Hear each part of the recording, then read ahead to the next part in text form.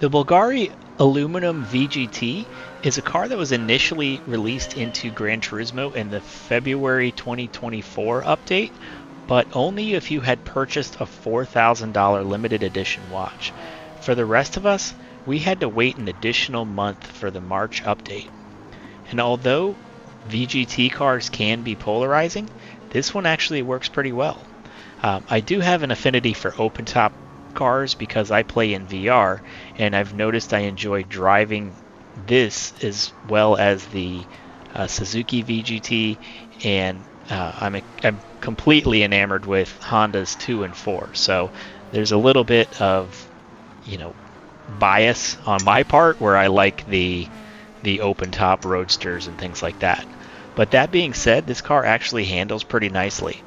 The cluster is interesting and it has been done before, and this cluster actually makes me miss the Lexus IS 300, and that's something that I would have preferred that they put in the game over this car. It was also known in other parts of the world as the Toyota Alteza, but in the States we had it as a Lexus. Now, although the car does handle pretty well, you can kind of get an idea of the motivation of the designer just by the way some of the things are laid out. Like when you look at the cluster, the tach is off to the side, and then you've got a G meter with a giant speedometer in the middle. And if this was a more performance-based or a performance-inspired vehicle, you typically see those with the tach right in the center, so that the driver has their main focus on the engine speed, which is more important than vehicle speed if you're actually in a racing situation. Now, the speedometer also tops out at 300 kilometers per hour, but you can push it a little further to hit 305, which is just around 190 miles per hour as the top speed of this car. And there are no adjustments, so what you get is that's it. You can't change out the transmission, suspension, or aerodynamics, and because of that, you can't make any adjustments to those parts. The center diff is, or the not the center diff. It's a mid-rear layout, but the rear diff as well. What you buy is what you've got. The only thing you can put in this car are the ballasts and swap tires, and then the power restrictor. If you've made it this far in the video, please like and subscribe. It really helps the channel and lets me know I'm going in the right direction. But let's go ahead and take this thing over to Tokyo and see how it competes on our list. The BVLGARI Aluminum feels very neutral and predictable, and with its open cockpit design, it's a great car to drive, especially in VR.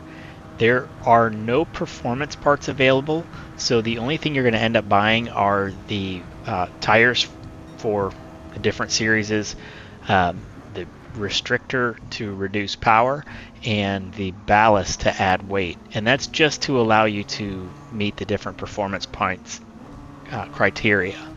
And again, all the tuning is locked out, so you won't be making any setup adjustments either to the suspension, downforce, or the transmission. And there's no parts, so you're not going to be doing anything there either. You also can't do anything with the differential, so what you have when you buy the car is what you get. That being said, the BVLGARI is a strong competitor at Le Mans and has great fuel economy. I was able to get 9 laps out of our test scenario here, and the front tires were at about 10% wear with about 20% wear to the rear, so they're not really an issue either.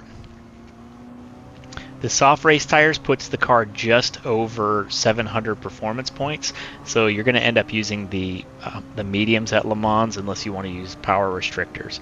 But medium tires work really well, and it puts you in line for an easy win. I would recommend this car to anyone that isn't into tuning. It's actually a pretty good car right out of the box, and it works good without adjustments, so that's at least a saving grace. The car, if I was looking for a critique, I would say it feels a little bit soft in the corners, but I may have a tendency to over stiffen my suspension, so that might be a me issue. The aluminum ends up crossing the line at 2 minutes flat, .707, which puts it right behind the Civic Type R from 2022 and just in front of the Corolla 11 AE86 with the engine swap. So thank you guys so much for watching, and we'll catch you in the next one.